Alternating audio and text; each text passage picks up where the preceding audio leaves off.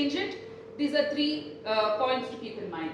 They need to change it in such a way, it shouldn't be a random change. The change should be in such a way that it is tied to ensuring that the fatigue is reduced, the reduction of fatigue of work or remote work. Second, increases the intent to stay with the organization in terms of growth, engagement, etc. And it boosts the performance of the individuals of the organization. How do you boost? So you rather drive organizations to have outcome orientation than output orientation, which is what has happened historically. We focus more on outputs, but now comes the time when organizations want to now focus on outcomes. They don't care what the output is, whether you have a list of 10 tasks that you're doing. It doesn't matter if you do 10 tasks or combine it with a few other tasks and reduce the number of tasks. It's not the number of activities or tasks.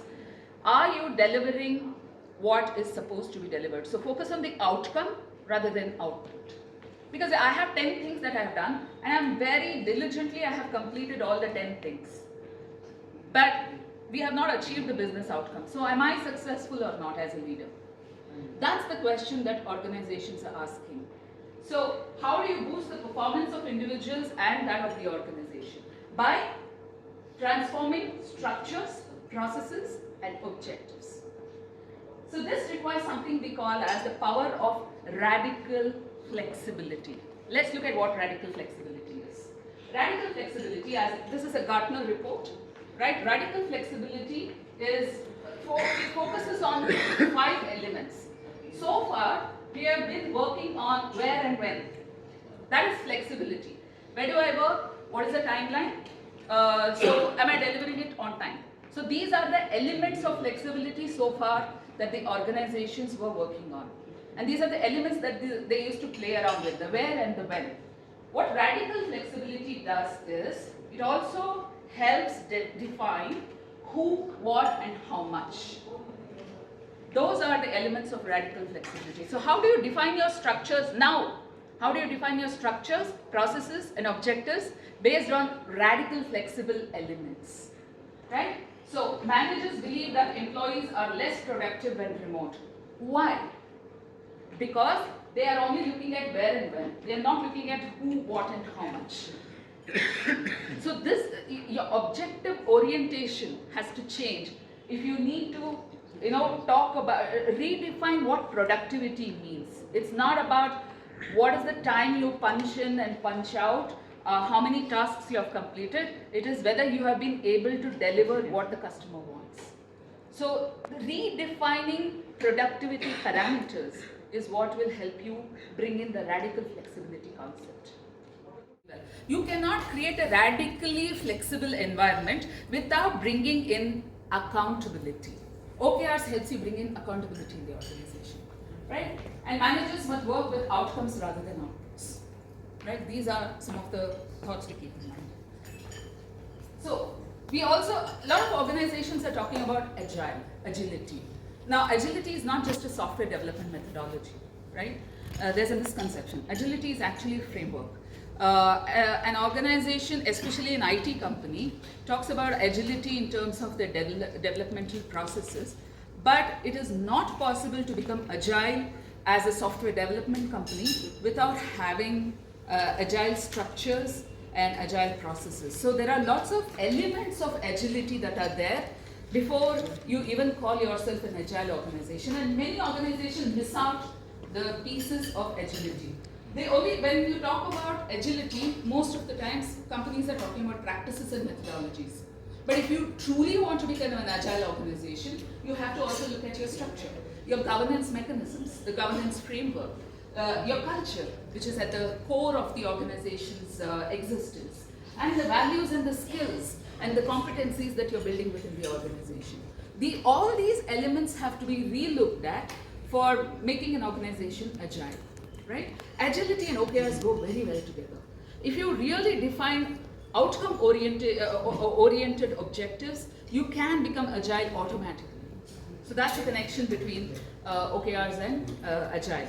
So, sir, to answer your question, what happens to employees who are complaining that actually working from home is making them work more number of hours, the answer to that is because they are being tracked on outcomes, number one. Number two, their alignment to what the organization wants is somewhere there is a gap, right? And the project definition parameters is where they are struggling. So most of their productive time goes in meetings and meeting requests, etc. So this is a common complaint, especially in technology companies, I've heard.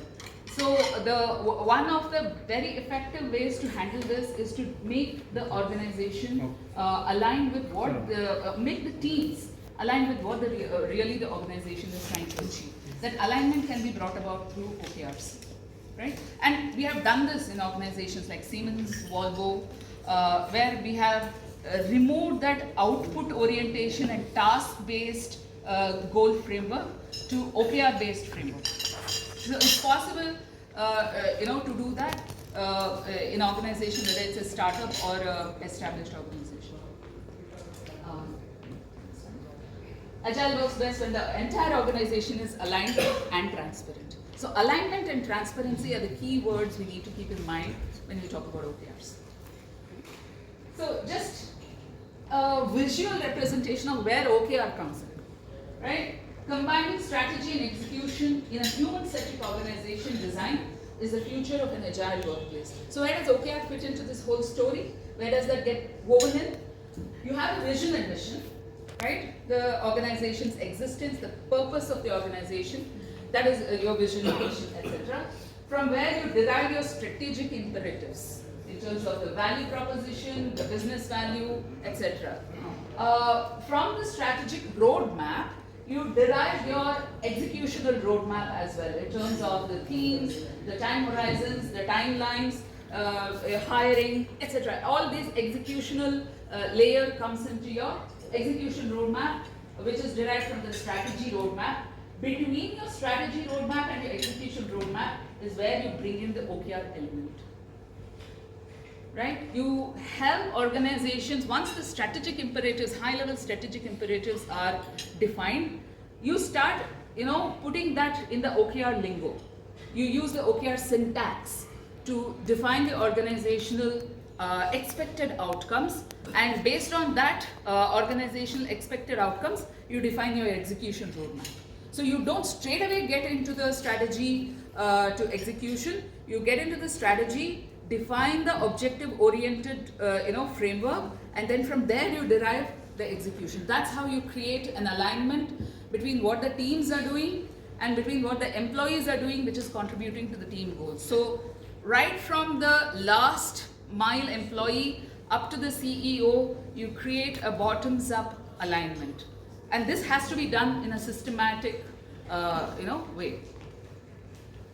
So, I talked so much about OKRs. Let's get a little bit into the definition part of OKRs. What is OKRs? I told you it's an acronym for objectives and key results.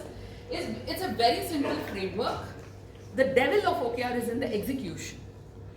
To understand OKR is not difficult, right? But how you execute it, because you cannot cut and paste what Google has done or Intel did or Barclays Bank did. So a lot of organizations, both in the IT and non-IT, have implemented OKRs in the Silicon Valley.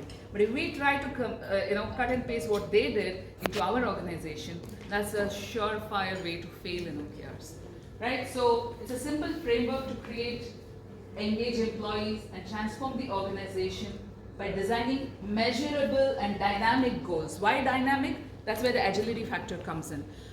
It's reset every quarter, so that's where the dynamism comes. Your traditional goal setting mechanism sets the goal for the entire year. At the most, you do a review of that once in 6 months. But what OKR does is, it helps you, because it's a quarterly goal management cycle, it helps you do course correction 3 times a year, rather than just once or twice a year. Right? That's how the framework is designed. So you follow this set, align, achieve cycle. It's a cycle that repeats every quarter. You set your organization goals, you align them to what the organization wants, align them to the vision and mission, achieve those goals, and then reset it in the next quarter.